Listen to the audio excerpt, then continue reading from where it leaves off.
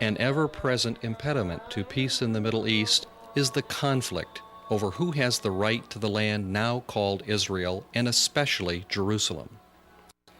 The Palestinian Liberation Organization renounces any claim that the State of Israel makes to the land and tries to persuade world opinion that the Palestinian people have always had the rightful claim.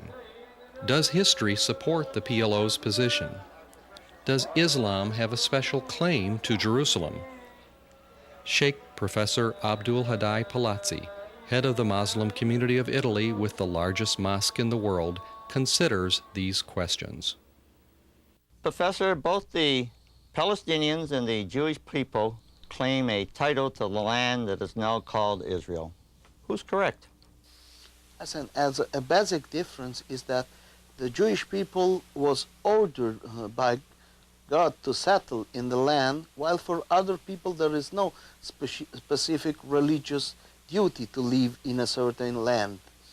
But another point that is interesting is that while the reality of the Jewish people is a known fact, the idea of a Palestinian people is something that was creating recently for political reasons. We easily admit the existence of an Arab people, but claiming that those Arabs who live inside the Israeli territory are Palestinians and that they form a specific nationality is something that has no ethnic or historic basis, but is just based on recent politics. Even in my opinion, Arabs have the right to live in Israel, but of course, just like in every case, a Muslim must abide by the local law. So Arabs can have a right to live in Israel as long as they abide by the Israeli law, just like it happens to Arabs and Muslims who live in whatever part of the world. You said that God gave the land to the Jewish people. Now, is this recorded in Jewish scripture or in Islamic scripture? According to both of them, because we have both in the Bible and in the Quran that when the Jewish people was in exile in Egypt, it was freed from slavery in Egypt and asked to settle in the land of Israel. And it was the order coming by Moses, which was realized under Joshua. And there is no difference from this point of view from what is said in the Bible and what is said in the Quran. Chairman Arafat and a number of Islamic clerics, and you're an Islamic cleric, say that there is no historic evidence of the Jewish temple being in the area of the Temple Mount. Is that correct? This is one of the examples of how the P.L.O. propaganda works. It is based on both historical and religious revisionism. Since claiming that there was no temple in the area of Temple Mount of today is both against the Bible and against the Quran and against all that is declared in Quranic, classic Quranic annotators and Muslim historians.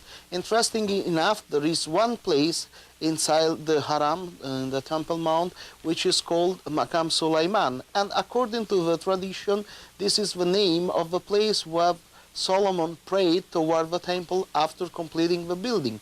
We have in the commentary of Imam Tabari, which is a classic commentary of the Quran, an explanation according to which Imam Tabari quotes from the Prophet Muhammad explaining that the temple of Solomon was built exactly in the same area where the two mosques of Al-Aqsa and the Dome of the Rock stand today, and that this temple was destroyed and rebuilt twice. Actually then, they are denying their own scripture, the Quran, when they make this claim.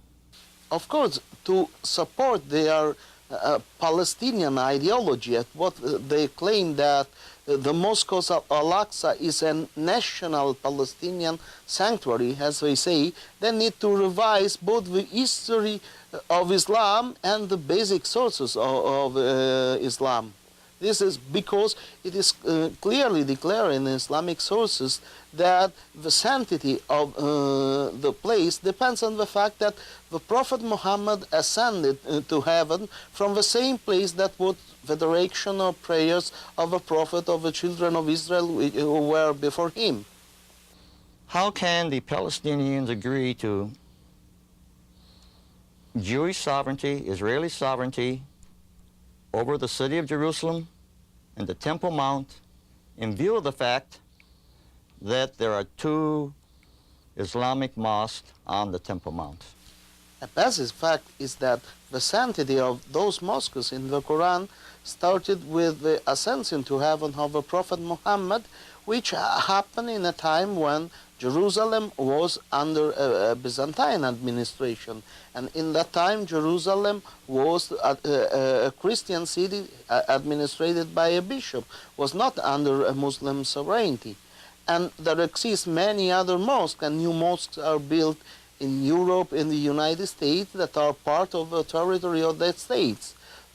And this creates no problems, because when the government recognizes the basic right of a Muslim, when the government grants and protects their religious freedom, a mosque can work and perform all its function for the community independently from the government, which is exercise sovereignty over the territory where the mosque is located.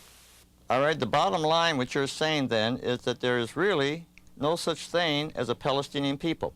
I say that there is an Arab people, and this Arab people lives in many different geographic areas. And in that case, for political reason, Palestine was originally the name of a geographic area, which includes both West Palestine, that is today Israel, and East Palestine, that is today Jordan.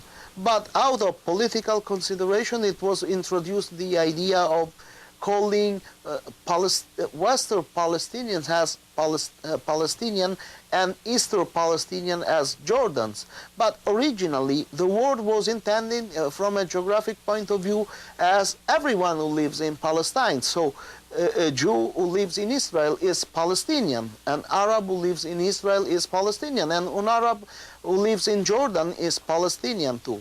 But today, because of political consideration, there was this creation of the idea of a Palestinian national identity, which is something completely artificial, to the point that those who are considered Palestinian depend on the sovereignty of Israel. The inhabitants of Gaza were considered Egyptian before 1967. The inhabitants of West Bank were considered Jordans before 1967. As soon as Israel took control of that areas, since they live in Israel, it is claimed that the local Arab population belongs to the so-called Palestinian people. But this has no base in reality, and even no base in the feeling of the local Arab population.